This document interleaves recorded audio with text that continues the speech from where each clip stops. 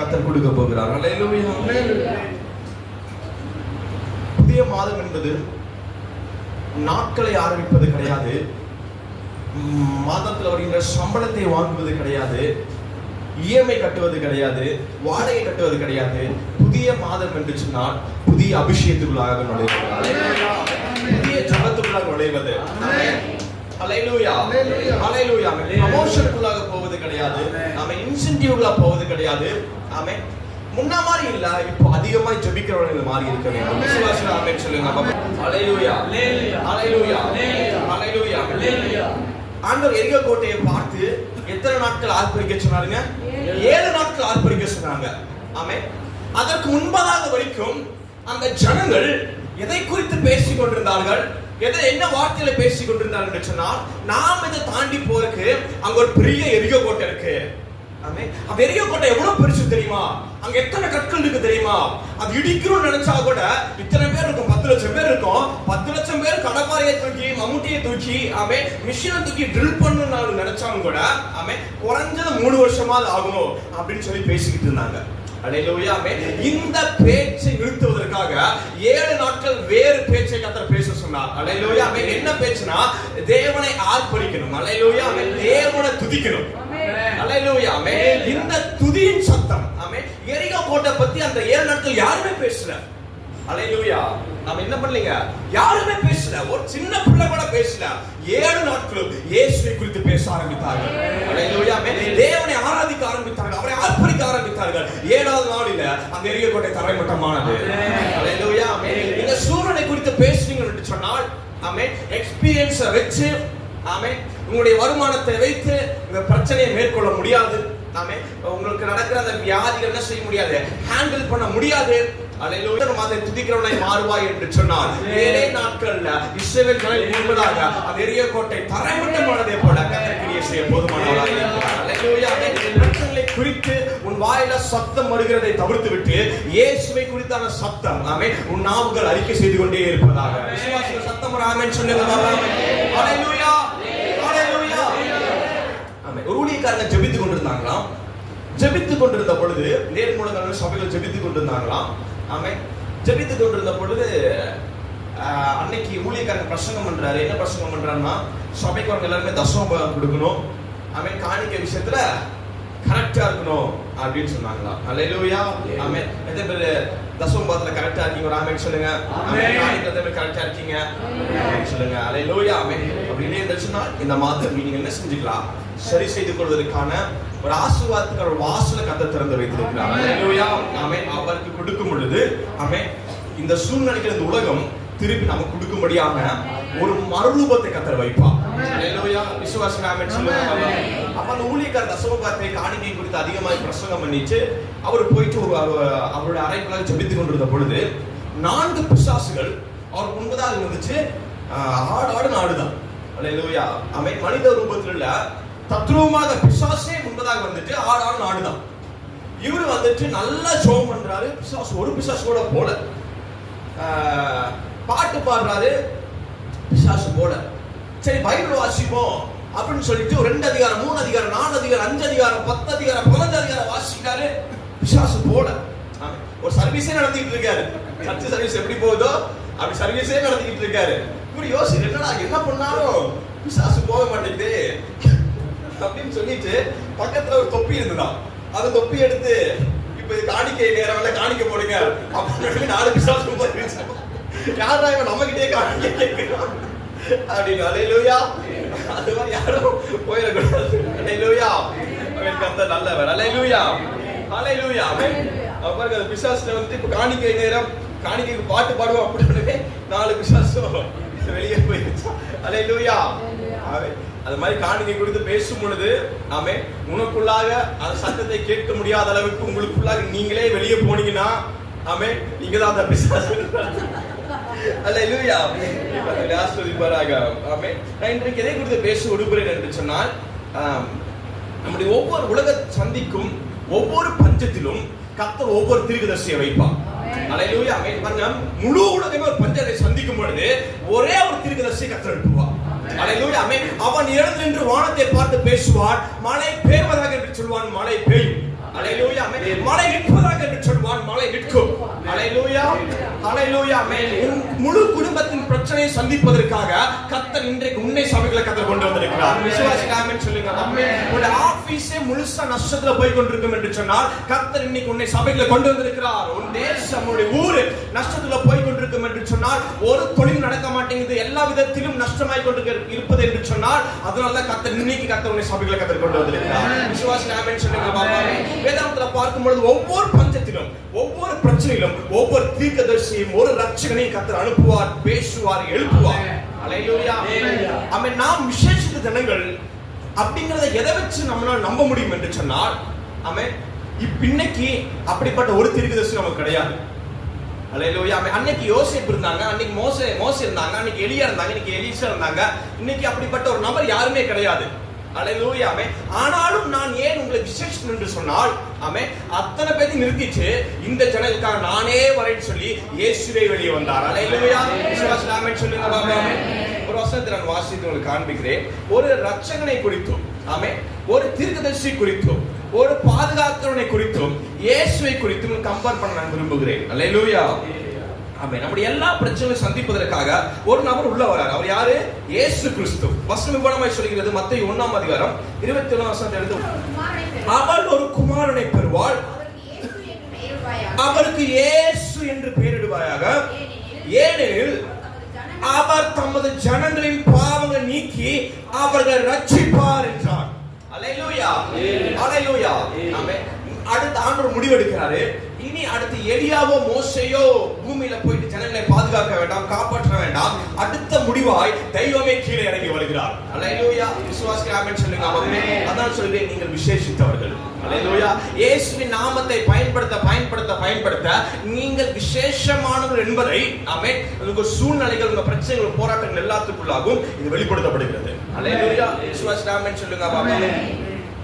அப்ப கவனிங்க. இதுதான் தேவனுடைய என்ட்ரி, காட்ஸ் என்ட்ரி. அல்லேலூயா. இந்த காட்ஸ் என்ட்ரிக்கும் யோசேப்புடைய என்ட்ரியும் அவருக்கு நான் காண்பிக்க ஆசைப்படுகிறேன். அல்லேலூயா. ஆதியாகமம் புத்தகத்தை எடுத்துக்கொள்ளுங்கள். ஆதியாகமம் 37ஆம் அதிகாரம் 28ஆவது. அந்த வட்டங்களான மீதியானியர் கடந்து போகிற போது அவர் யோசேப்பை அந்த குழியிலிருந்து தூக்கி எடுத்து அவனை இஸ்மவேலின் கையில் 20 வெள்ளிக்காசுக்கு விற்று போட்டார்கள். ஆமென். எத்தனை வெள்ளிக்காசு விற்று போட்டாங்க? 20 30ங்களா? 20 வெள்ளிக்காசுக்கு விற்று போட்டார்கள். அல்லேலூயா. இந்த இடத்துல யோசேப்பை குறித்து பார்க்கும் பொழுது, யோசேப்பை 20 வெள்ளிக்காசுக்கு என்ன செய்றாங்க? வித்துட்டாங்க.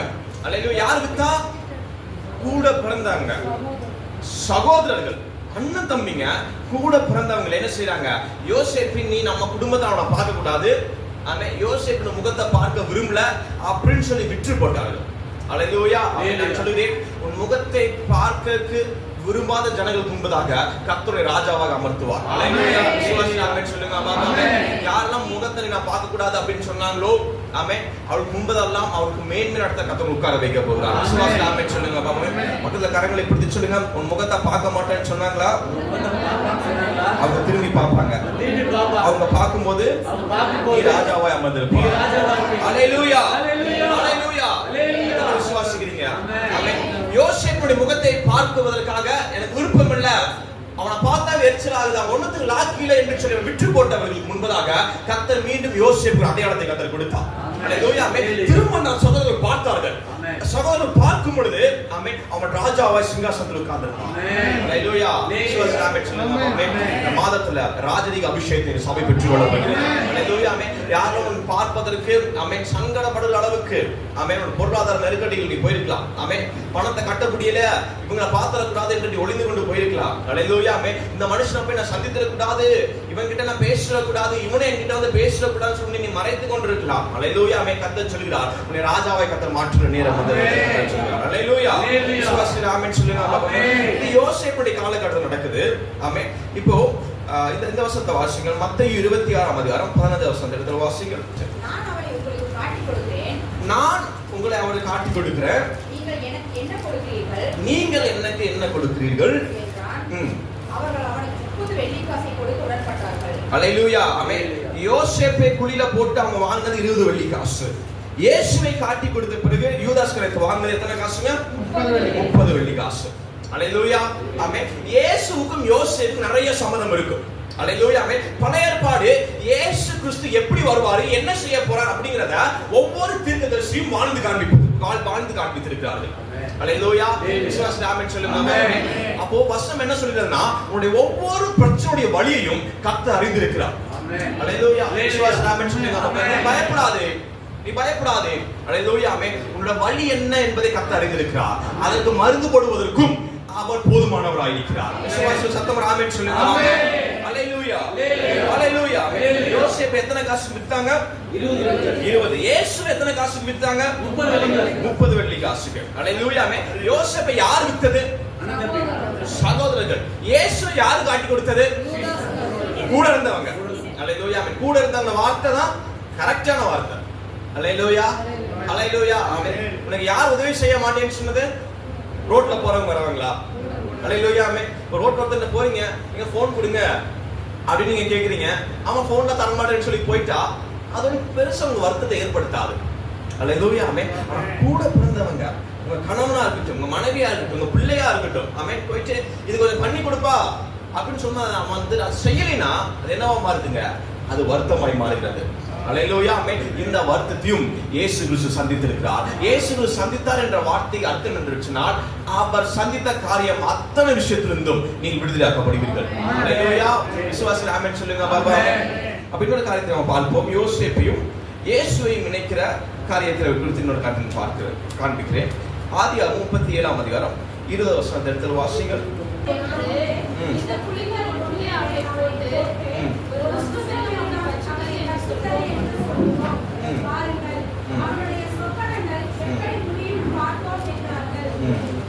யோவான் 1ஆம் அதிகாரம் 11ஆம் வசனத்தை வாசிங்க. அவர் தமக்கு சொந்தமானதிலே வந்தார். அவருக்கு சொந்தமானவர்களோ அவரை ஏற்றுக்கொள்ளவில்லை. அல்லேலூயா. அல்லேலூயா. ஆமென். அவருக்கு சொந்தமானவர்களோ அவரை ஏற்றுக்கொள்ளவில்லை. அதாவது அவருக்கு பிரியமானவர்கள், அவருக்கு பிடித்த நபர்கள் அவரை ஏற்றுக்கொள்ளவில்லை. சார், உன்னை யாரெல்லாம் ஏற்றுக்கொள்ளவில்லையோ கர்த்தர் சொல்ற வார்த்தை, அவர் உன்னை ஏற்றுக்கொள்ள போகிறார். ஆமென். அவருடைய இருதயத்துல முக்கியமான இடத்துல நீ அமர்ந்திருக்கிறாய் என்பதை சபை புரிந்து கொள்ள வேண்டும். விசுவாசம் ஆமென் சொல்லுங்க. ஆமென்.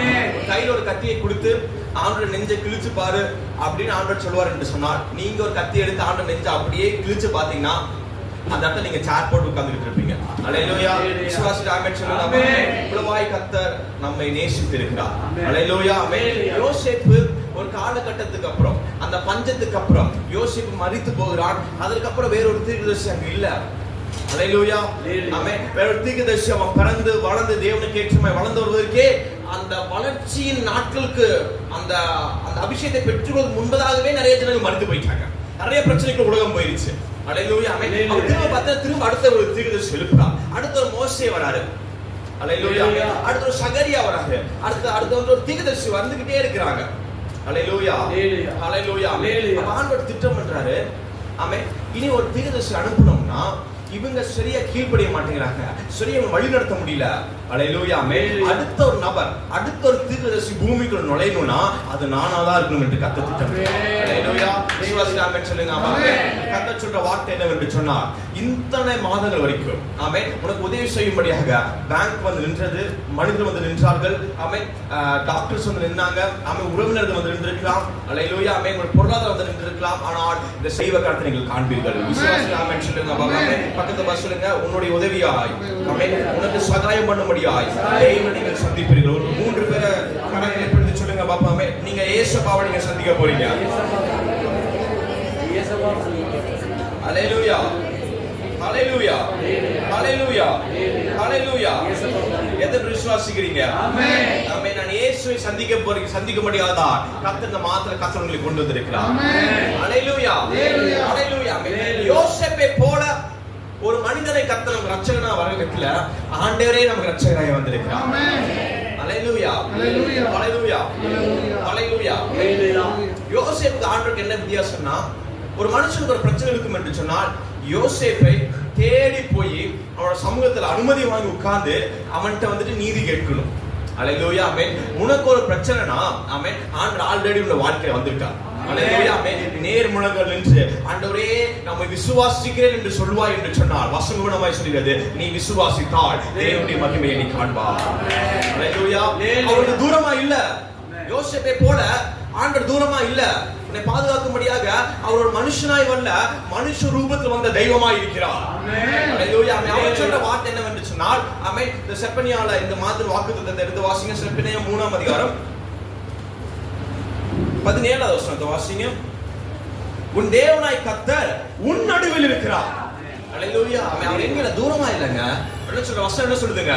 தேவனாய் கர்த்தர் உன் நடுவில் இருக்கிறார். உன் நடுவில் இருக்கிறார். அவர் வல்லமையுள்ளவர். அல்லேலூயா. ஆமென். பக்கத்துல வசனம் சொல்லுங்க. உன் தேவனாய் கர்த்தர் உன் நடுவில் இருக்கிறார். உன் கூட இருக்கிறார். இந்த வார்த்தையை மாத்திரம் சபை மறந்துட கூடாது. அல்லேலூயா. அல்லேலூயா. அல்லேலூயா. அல்லேலூயா. விசுவாசி ஆமென் சொல்லுங்க பாப்பா. ஆமென். வெள்ளிக்கிழமை ஜெபத்தை நான் பகிர்ந்து கொண்டேன். அல்லேலூயா. ஆமென். நான் நம்ம வீட்ல வந்துட்டு ஒரு எலி பூந்துருச்சு. நான் எத்தனை எலி பார்த்திருக்கீங்க? நிறைய பேர் எலி பார்த்தது நினைக்கிறேன். அல்லேலூயா. எலி எப்படி இருக்குங்க? இப்ப இருக்கிற எலியெல்லாம் பூனை மாதிரி இருக்கு. பூனை சைஸ்ல இருக்கு. அல்லேலூயா. அது பெருசா இருக்கு. அப்போ வீட்டுக்குள்ள எலி வந்துருச்சு. ஸோ பாத்ரூம் டைல்ஸ் எல்லாம் எடுத்து எல்லாம் கிளீன் பண்ணி கரெக்டா புதுசா ஒட்டணும் அப்படின்னு சொல்லியாச்சு. அப்போ ஒரு நபரை வேலைக்காக கூப்பிடுறாங்க. அவங்க வந்து எல்லாத்தையும் பார்த்துட்டு 1 லட்சம் ரூபாய் ஆகுங்க அப்படின்ட்டாங்க. எவ்வளவு ரூபாங்க? 1 லட்சம் ரூபாய். 1 லட்சம் ரூபாய்னே எங்களுக்கு அந்த வேலை செய்யற மைண்டே மாறிடுச்சு.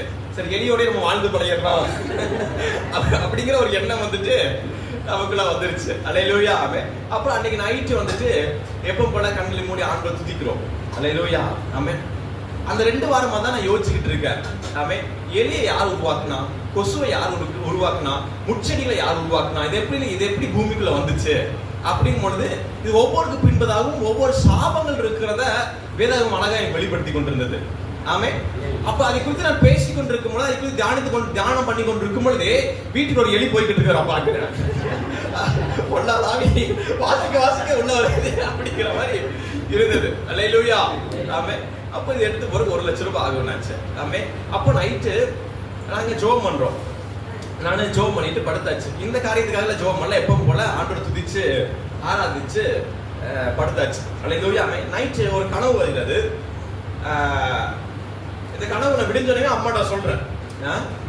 அப்புறம் என்ன கனவு வருதுன்னா, எங்க அம்மாவோட தம்பி, அவங்க பேர் வந்துச்சு ஆனந்த். சரிங்களா? என்னங்க பேர்? என்னங்க? ரொம்ப கவனமா கவனிங்க. ஆமென். ஆனந்த் அவர் பேரு. வந்து உட்கார்ந்தாரு. நானும் அப்பா அம்மா 3 பேரும் ஷாப்பில் உட்கார்ந்துட்டு இருக்கோம். இவர் எங்க மாமா பேசுறாரு. இவர் பேசுறது கேட்டு 3 பேருமே தூங்கிட்டோம். கனவுல, நேர்ல இல்ல, கனவு நல்லா தூங்கிட்டோம். தூங்கி எந்திரிச்சுட்டு அப்புறம் ஒரே வார்த்தை மாத்திரம் கேக்குது, எல்லாம் சரியாயிரும்பா அப்படின்னு சொல்லிட்டு எங்க மாமா எந்திரிச்சு போறாரு. ஒயிட் ஷர்ட் போட்டிருக்காரு, ஒரு வாட்ச் கட்டிருக்காரு, கோல்டு கலர் வாட்ச் கட்டிருக்காரு. அப்புறம் காலையில எந்திரிச்சாச்சு. காலையில எந்திரிச்சு எப்ப போல எலியெல்லாம் எங்க இருக்குன்னு சொல்லி பார்த்துட்டு அந்த இடத்துக்கு அவன் போயிருக்குன்னு சொல்லி எச்சரிப்பா போய் உட்கார்ந்தாச்சு. உட்கார்ந்தோடனே அப்பா போயிட்டு ஒரு ஆள் கூட்டிட்டு வர்றாரு. நான் கனவுல என்ன சட்டை பார்த்தோம் அதே சட்டையை போட்டு உள்ள வர்றாரு. அல்லேலூயா. கையில கோல்டு கலர் வாட்ச் கட்டிருக்காரு. கரெக்டா 3 பேர் உட்கார்ந்தாச்சு. உட்கார்ந்து அவர் பாஸ்டர்னு சொன்னோடனே அவர் பேசுறாரு என்னென்னமா பேசிக்கிட்டு இருக்காரு. நான் உண்மையாவே சோஃபால தூங்கிட்டேன். அல்லேலூயா. அப்பா அம்மா முடிச்சிட்டு தான் இல்லையா எனக்கு தெரியல.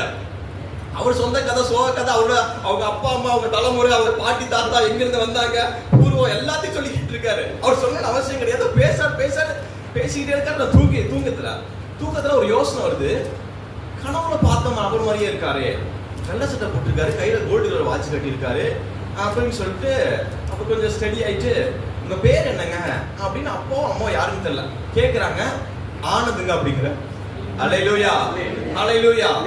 நான் சொல்றேன் பாருங்க, அந்த வசனம் செப்பனியா 3ஆம் அதிகாரம் வாக்கு என்னங்க? கர்த்தர் உன் நடுவில் இருக்கிறார். அல்லேலூயா. அவர் பெரிய காரியத்தை மாத்திரம் செய்வது கிடையாது. ஒரு எலி பூந்தாலும் அதை யாரும் சரி பண்ணுங்க கர்த்தர் முன்குறித்து வைத்திருக்கிறார். அல்லேலூயா. விசுவாசம் ஆமென் சொல்லுங்க பாபா. அல்லேலூயா. அல்லேலூயா.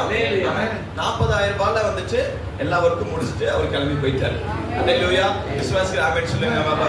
ஆமென். ஆக்சுவலி 15,000 ரூபாய் தான் கேட்டாரு. அவரோட வேலைக்கு நாங்க சொன்ன வேலைக்கு 15,000 ரூபாய் கொடுங்க, எல்லாத்தையும் பண்ணி முடிச்சிடறேன்னாங்க. நாங்க எக்ஸ்ட்ரா வேலை கொடுத்தங்காட்டிக்கு மொத்தம் 40,000 ரூபாய். அல்லேலூயா. விசுவாசம் ஆமென் சொல்லுங்க பாபாமே. கவனிங்க, நமக்கு யோசேப்பை போல எனக்கு ஒரு பிரச்சனை அப்படின்னே நான் போய் லைன்ல நின்னு ஒரு ஜப குறிப்பை கொடுத்து அதை ஒருத்தங்க வாசித்து ஒரு கண்களை மூடி ஜெபம் பண்ணி அது மேல ஒரு கிருபை பெறுவதற்கு நான் காத்திருக்க வேண்டிய அவசியம் கிடையாது. கர்த்தர் என் கூட இருக்கிறார் நான் விசுவாசிக்கிறேன். நான் போவதற்கு முன்பதாக என் தடைகளை கர்த்தர் நீக்கி போடுவார் என்று விசுவாசிக்கிறேன். கர்த்தர் என் கரத்தை பிடித்து கர்த்தர் நடத்துவார் என்பதை என் கண்கள் பார்க்கும். நீ விசுவாசித்தால் தேவனுடைய மகிமையை காண்பாய் என்ற வார்த்தை உச்சரிப்பாய் என்று சொன்னால் நீ போகிறமெல்லாம் தேவனுடைய மகிமையை காண்பாய். அல்லேலூயா. விசுவாசித்து ஆமென் சொல்லுங்க பாபா. அப்ப தேவனுடைய பிள்ளைகளே, யோசேப்பை போல ரட்சகன் அல்ல. அல்லேலூயா. குறிப்பிட்ட நாட்களுக்கு மாத்திரம் நீ கவனித்து விட்டு அதுக்கப்புறம் ஆள் அட்ரஸ் இல்லாமல் போகிற நபர் அல்ல. அல்லேலூயா. நாம் விசேஷித்தவர்கள். நம்மளை பாதுகாக்கும்படியாகவும் நம்மளை கண்காணிக்கும்படியாகவும் நம்மளுக்கு வரப்போகிற காரியங்களை வெளிப்படுத்தும்படியாகவும் நம்முடைய வாழ்க்கையில இயேசு இருக்கிறார். அல்லேலூயா. விசுவாசித்து ஆமென் சொல்லுங்க. யோசேப்பை விட பெரிய தெய்வமாய் இருக்கிறார். அல்லேலூயா. யோசேப்பு ஒரு மரணத்துக்குள்ளாக போவான், திரும்ப வர மாட்டான். ஆனா இயேசு கிறிஸ்து மரணத்துக்குள்ளாக போனால் திரும்பி வந்து நான் உனக்கு துணை நிற்கிறேன் என்று கர்த்தர் சொன்னார். அல்லேலூயா. அல்லேலூயா. அல்லேலூயா. 41வது வசனம். ஆதியாகமம் 41:41.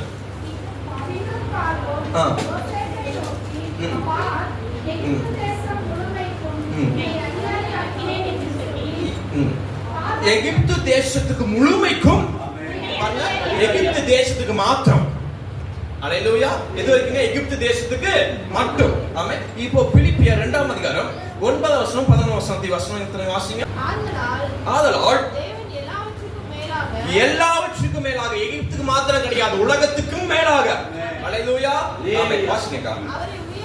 அவரை உயர்த்தி இயேசுவின் நாமத்தில் வானோர் பூதலத்தோர்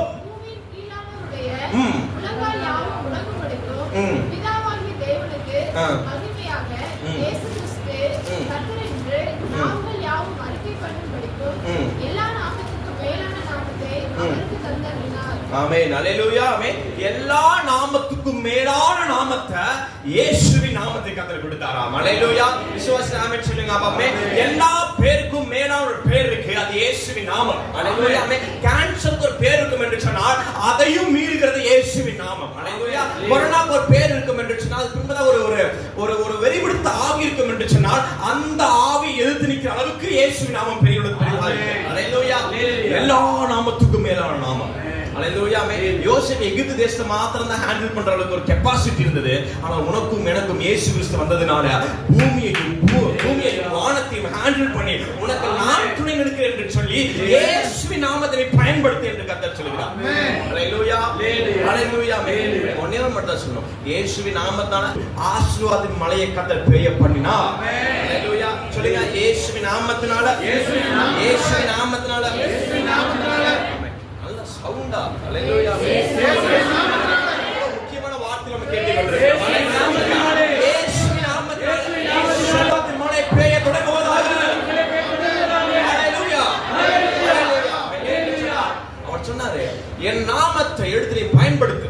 அல்லேலூயா. ஒரு வசனம் அங்க சங்கீதம் 34ஆம் அதிகாரம் 6வது வசனம் சேர்ந்து வாசிங்க. இந்த ஆமென். கர்த்தர் கேட்டு நீங்களாக்கி ரட்சித்தார். அல்லேலூயா.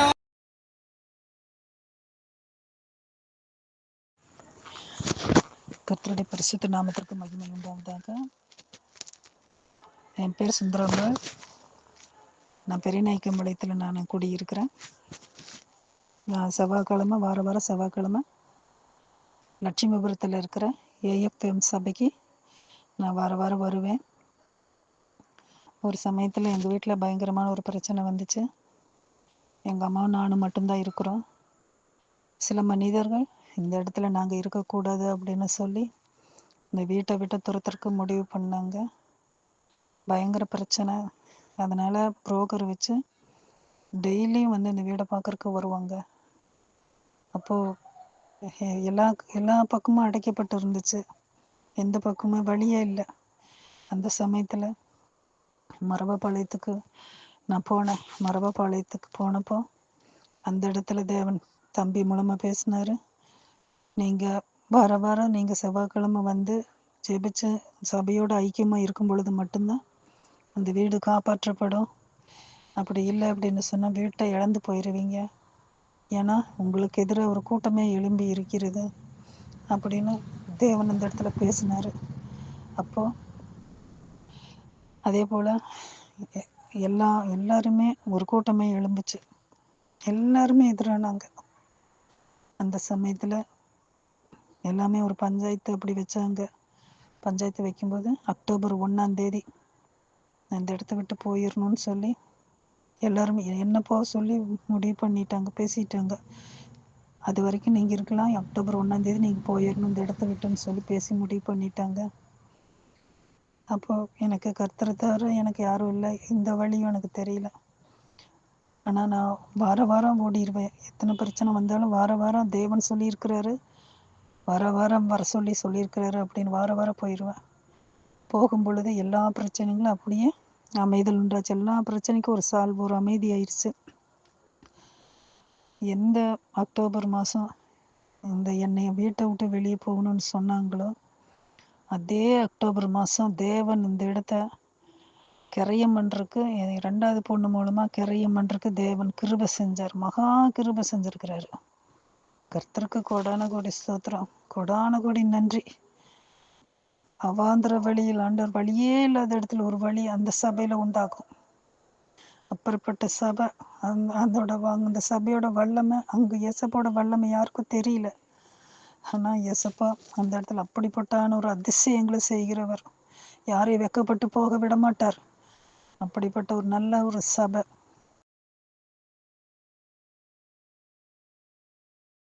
உங்களுடைய சபையின் ஆராதனை நேரங்கள்: ஞாயிற்றுக்கிழமை ஆலய ஆராதனை, Sunday service timing. First service morning 7 a.m. at Kangayam. Second service morning 10 a.m. at Maravapalayam. Tuesday evening 7 p.m. Coimbatore meeting. Wednesday evening 7 p.m. Kumarapalayam. Friday fasting prayer morning 10 a.m. Kangayam. Evening 7 p.m. Maravapalayam. Our email address Assembly of Faith Mission Church at gmail.com.